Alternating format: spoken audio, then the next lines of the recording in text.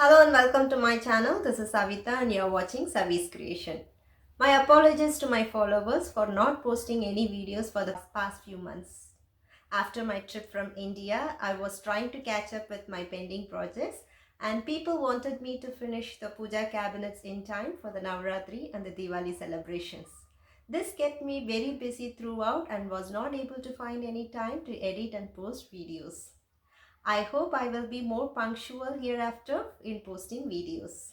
We bought a platform bed frame for our master bedroom and decided to do a DIY headboard for that.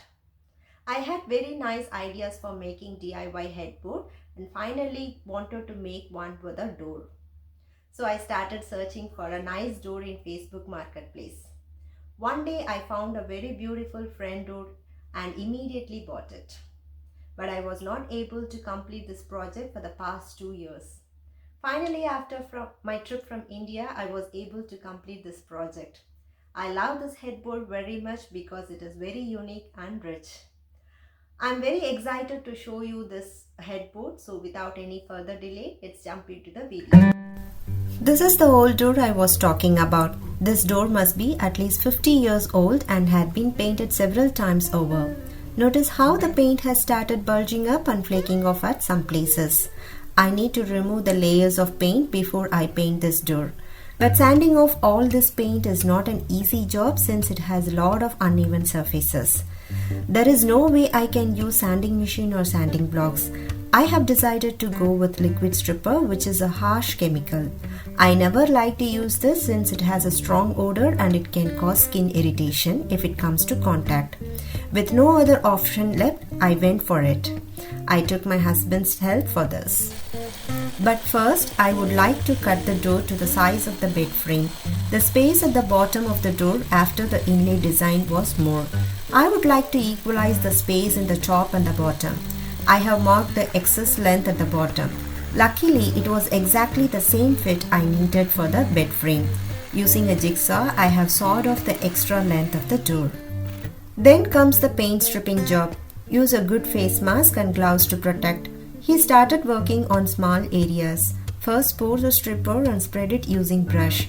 Allow some time for it to work on the paint. You should be generous in using the stripper. Otherwise, it dries fast before it works on the paint. Once it becomes soft, scrape it out using metal paint scraper. He also used metal brush to remove paint from grooves. It took a lot of time to scrape all the flaking paints. Even then, he was not able to scrape all the paint completely. The surface contours made it difficult to scrape. But I liked the texture since it gave a rough, weathered look to the headboard. I have also concealed the holes made for the door eyepiece and the doorknob using some wooden pieces and the wood filler. At last, we finished sanding with a sanding block wherever possible and cleaned the door. Now the bed frame is ready for some woodwork. Since the edges were very plain, I wanted to add some wood trims to give the bed frame proper edging. For that, I have used this 1x3 inch wooden board and attached it on 3 sides of the door edges to give a frame-like look. I don't want a frame on the bottom side of the headboard. Later, to cover the gaps at the joints, I have used 1-inch trims and attached it using a nail gun.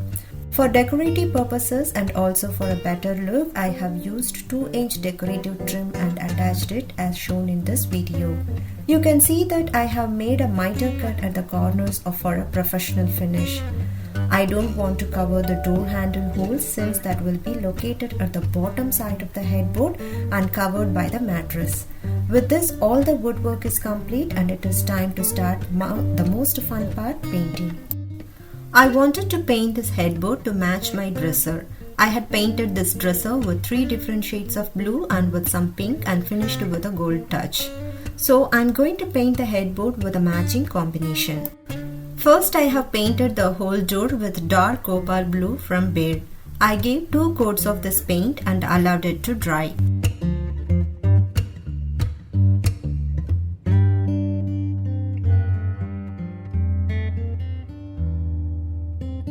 Once the blue paint has dried, I have used Bohemian blue from Debi's DIY for the edges of all the trims, even for the edges of the inlay designs. To blend the Bohemian blue with the cobalt blue, I have first sprayed water over the surface. Spraying water and then painting blends the color more smoothly. This is very important when blending the colors.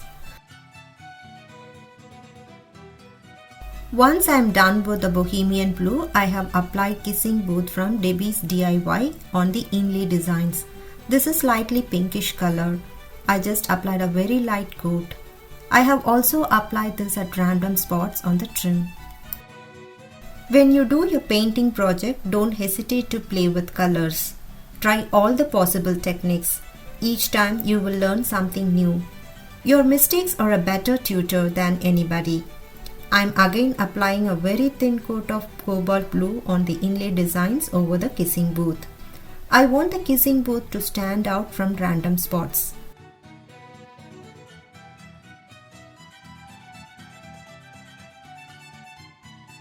Next, I am picking a blue mermaid tail from Debi's DIY. I am using the brands that I have always used. It is not necessary to use the same brands. You can try different brands that are available, but try to use the same colors to get the same effects like this headboard. I am taking a little amount of paint on the brush and apply only on few spots on the inlay design, especially on the inner edges of the inlay design and on some of the grooves. This helps to bring out the variation and the depth of the designs, which adds more beauty to the headboard.